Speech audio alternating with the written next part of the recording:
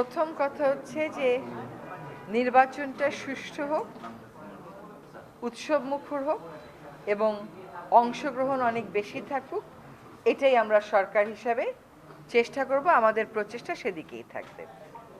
এটা আসলে ভোটারদের সক্রিয় অংশগ্রহণ, সংবাদ মাধ্যম কিভাবে জনগণকে উদ্বুদ্ধ করতে পারে ভোটাধিকার প্রয়োগে, এবং ভোটের ক্ষেত্রে যে কিছু কিছু চ্যালেঞ্জ আছে সেই চ্যালেঞ্জগুলো মোকাবেলায় জনমত গড়ে তুলতে পারে সরকার এবং গণমাধ্যম একসাথে মিলে, তার উপর নির্ভর করবে।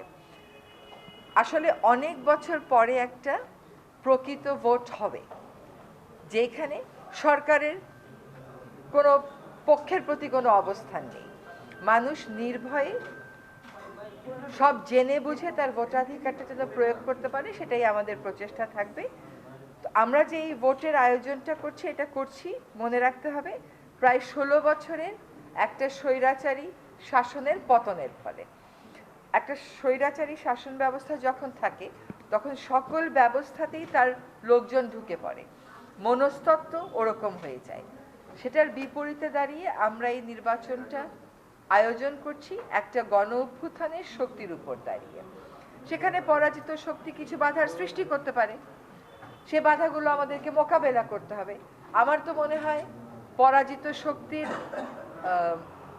পক্ষে কোনো রকমেরই জনমত নেই। যেখানে কোনো রকমেরই জনমত না থাকে সেইখানে চ্যালেঞ্জগুলো জনগণকে সাথে নিয়ে আমরা মোকাবেলা করতে পারবো ইনশাআল্লাহ। আমাদের প্রচেষ্টা থাকবে ভোটটা শান্তিপূর্ণভাবে দেওয়ার।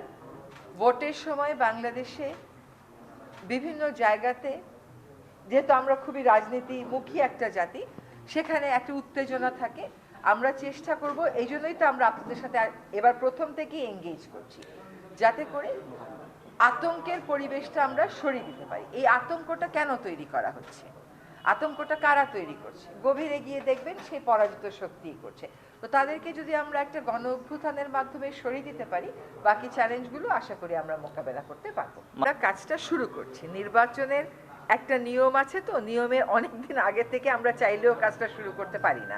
ওই শিডিউল মেনে আমাদের কাজটা করতে হয়। যেমন আপনাদের এখানে আমরা একটা ভোটের গাড়ি দিয়েছি, এরকম সবখানেই ভোটের গাড়ি দেয়া হচ্ছে।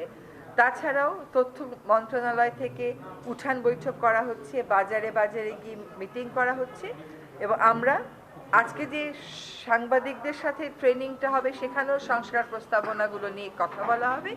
আপনারা দেখবেন যে আমাদের সংস্কার প্রস্তাবনাগুলোতে আসলে কি আছে, এগুলোতে হ্যাঁ ভোট দিলে লোকে কি পাবে আর না ভোট দিলে লোকে কি পাবে, সেটার ব্যাপারে বিস্তারিত জনসংযোগের আমরা পরিকল্পনা চূড়ান্ত করে ফেলেছি, কাজও শুরু হয়ে গেছে। এটা আরো ব্যাপক মাত্রায় চলবে আগামী বাসার সামনেও তো ককটেল ফাটিয়েছে। তো আমি কি এখানে বাহিনী নিয়ে আপনার সাথে কথা বলতে আসছি?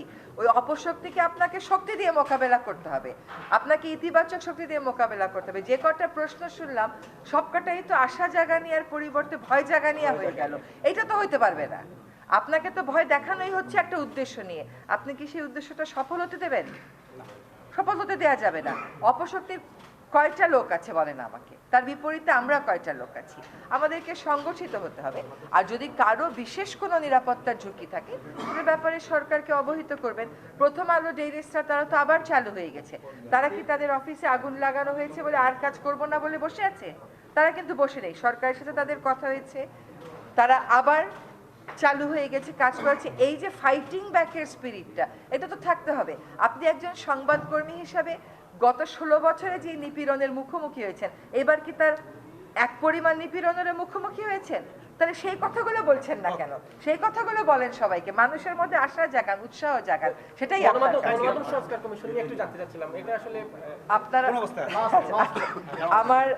আমি দুইটা কাজ করে যাওয়ার চেষ্টা করব। একটা হচ্ছে সম্প্রচার অধ্যাদেশ, যেটা আশা করি হয়ে যাবে। আর গণমাধ্যম কমিশনটা, এটাও বুঝতে হবে যে আমার হাতে সময় আসলে মাত্র আর 1 মাস আছে। আমি আপ্রাণ চেষ্টা করব তার একটা অধ্যাদেশ অন্তত করে দিয়ে যেতে, বাকিটা আল্লাহর ইচ্ছা। কভার করা যাবে। অনেক মাধ্যম আছে, একদম গ্রাসরুট লেভেল থেকে স্থানীয় সরকার প্রতিষ্ঠানকে সম্পৃক্ত করে, তথ্য মন্ত্রণালয়ের যে গ্রাসরুট লেভেলের আবহাওয়া চেষ্টাকে সম্পৃক্ত করে, সাংবাদিকদেরকে সম্পৃক্ত করে। আপনি দেখবেন যে যখনই যাচাই বাছাই প্রক্রিয়া শেষ হয়ে প্রার্থীর চূড়ান্ত হয়ে যাবে, তখন যে ভোটের প্রচারণা আসবে তার সাথেই একটা গণজয় চলে আসবে।